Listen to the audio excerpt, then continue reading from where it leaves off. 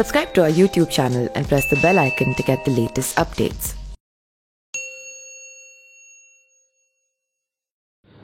नमस्कार, मैं पिंटू सिंह यादव आप सभी का स्वागत करते हैं न्यूज लाइव में। बिहार में विधानसभा का चुनाव नजदीक है और विधानसभा चुनाव को लेकर सारी पार्टियां अपनी अपनी जिम्मेदारी के तौर पर बिहार विधानसभा के चुनाव की तैयारी शुरू कर दी है। टिकट बंटवारे को लेकर बात चल रही है और किस कैंडिडेट को कहां से टिकट दिया जाए इसको लेकर चर्चा हो रही है। लेकिन इन चर्चा के बीच में जब बिहार का चुनाव होता है तो बिहार का चुनाव जो मेन होता है वो कहीं ना कहीं कास्टिज्म फैक्टर पे काम करने लगता है, यानी कि जातिवाद का मुद्दा ज्यादा हावी हो जाता है। और जो सत्ता दल अभी सत्ताधीन जो पार्टी है यानी कि जो एनडीए अलायंस है वो कहीं ना कहीं लालू प्रसाद यादव के 15 साल के राज्यों को लेकर लोगों के बीच में जाते हैं, लेकिन खुद की जो 15 साल की सरकार है उस सरकार के बारे में वो मुंह तक खोलने के लिए तैयार नहीं होते हैं। वो मुंह खोलते भी हैं तो ऐसे खोलते हैं जैसे लगता है कि लालू यादव के राज में ही ऐसा काम हुआ था।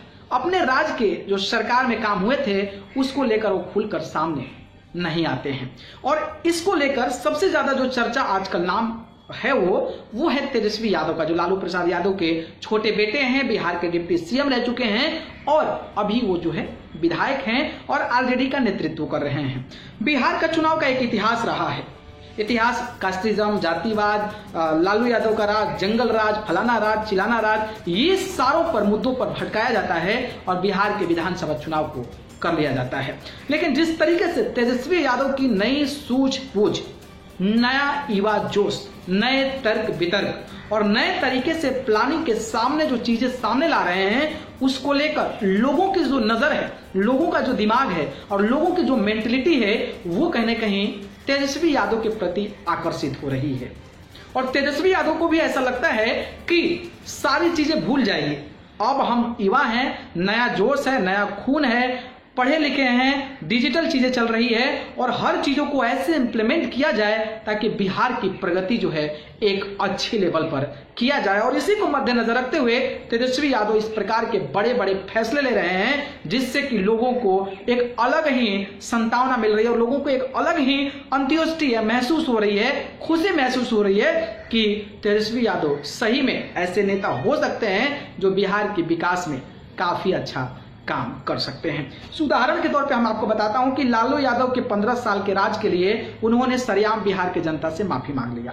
और माफी मांग लिया इसलिए क्योंकि विपक्ष का कोई मुद्दा नहीं है, ना ही विकास करना है, ना ही वो करना है, क्राइम बढ़ाना है, करप्शन बढ़ाना है, घोटाला बढ़ाना है, सारा काम खुद करती है। लेकिन 15 साल के लालू प्रसाद यादव के राज को इस तरीके से एक्सपोज करती है कि लगता है कि उनके पूरे खानदान और आरजेडी पार्टी ही करप्टेड है। तो उस चीज को भूलने के लिए उन्होंने सारे बिहार वालों से माफी मांग ली और उन्होंने कहा कि जो भी हुआ हो गया, उसको आप भूल जाइए, नए बिहार के बारे में सोचिए, एक बिहार की प्रगति को रास्ता देने वालों के बारे में सोचिए और बिहार का विकास किस तरीके से होगा इसके बारे में आप विचार कीजिए और इसको सोचिए। जिसके बाद से विपक्ष में भी उठा पटक शुरू हो गया। विपक्ष भी सोच रही है कि भाई ऐसा कैसे कर सकते हैं तेजस्वी यादव और लालू यादव, इतने बड़े नेता को इस तरीके माफी मांगकर। तो कहीं ना कहीं ये तेजस्वी यादव का इसमें बहुत ज्यादा बड़ाई हो रहा है और लोग कहीं ना कहीं उनको ये देख रहे हैं कि ये युवा नेता में जोश है, शक्ति है और उनके पास कैपेबिलिटी है, क्षमता है, पोटेंशियल है कि बिहार की प्रगति में आगे लेकर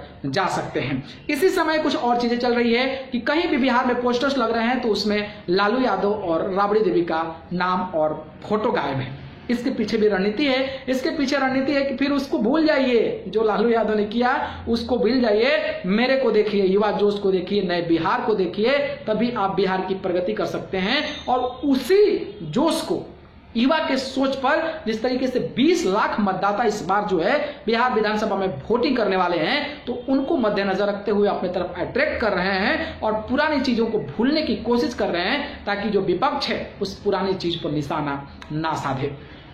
इसके बाद तेजस्वी यादव ने एक और प्लान लाया है और उसको लेकर काफी ज्यादा चर्चा हो रही है और तेजस्वी यादव को लोग वाह वाह कह रहे हैं। हालांकि ये सब चुनाव के दौरान होता है, लेकिन इसका इंप्लीमेंट किस तरीके से होता है ये भी प्रभावशाली होता है। लेकिन बिहार के जो मेन मुद्दे होते हैं उससे अलग हटकर अगर तेजस्वी यादव कुछ सोच रहे हैं तो इसमें बिहार की जनता को सोचना चाहिए कि बिहार के जनता तेजस्वी यादव में कुछ पोटेंशियल है, ऊर्जा है, शक्ति है, तभी इस प्रकार के तर्क वितर्क आपके सामने पेश कर रहे हैं ताकि आपका बिहार एकदम जबरदस्त तरीका से आगे बढ़ जाए। उन्होंने एक नया नारा शुरू किया है और वो नया जो नारा है वो है लाल टेन, लाल रेड लाल टेन, टेन मतलब 10, लाल हिंदी में लिखा हुआ है और टेन जो है यानी कि TEN अंग्रेजी में लिखा हुआ है। मतलब कि 10 वादों के साथ बिहार की विधानसभा चुनाव लड़ने की तैयारी तेजस्वी यादव कर रहे हैं।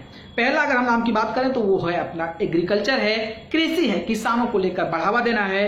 तो दूसरा उद्योग सेक्टर है जो कि इंडस्ट्री जो चीजें लगती है उसको लेकर है। तीसरा की अगर हम बात करें तो हेल्थ है, स्वास्थ्य को लेकर जिस तरीके से बिहार में व्यवस्था खराब है उसको लेकर ये चर्चा करने वाले। वैसे ही अगर हम बात करें तो एजुकेशन सिस्टम की, बिहार में इंस्टीट्यूशंस, कॉलेज, यूनिवर्सिटीज का क्या हाल है, बेरोजगारी क्या है, उसको लेकर भी इसमें जो है बात कही गई है। वही हम बात करें तो कंस्ट्रक्शन जिस तरीके से डेवलप को लेकर बाढ़ के दौरान जिस तरीके से ब्रिजेस गिर जाते हैं उसको डेवलपमेंट को लेकर भी चर्चाएं चल रही है। वही हम बात करें तो तकनीकीकरण का टेक्निकलिटी जो है उसको भी लेकर कहीं ना कहीं चर्चा हो रही है। वही हम बात करें तो इंफ्रास्ट्रक्चर को लेकर यानी कि जो डेवलपमेंट होते हैं उसको भी लेकर ये चर्चा हो रही है। विद्युतीकरण यानी कि इलेक्ट्रिसिटी को लेकर भी चर्चा हो रही है। लॉ एंड ऑर्डर हो गया, स्पोर्ट्स हो गया।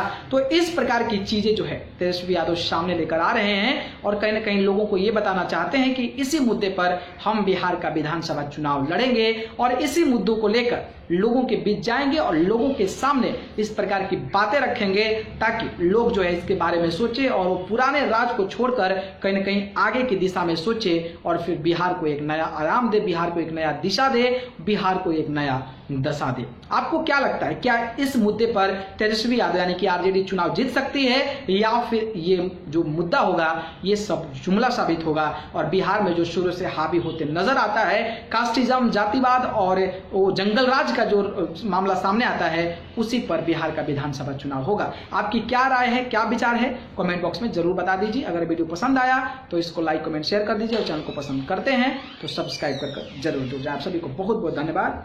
नमस्कार।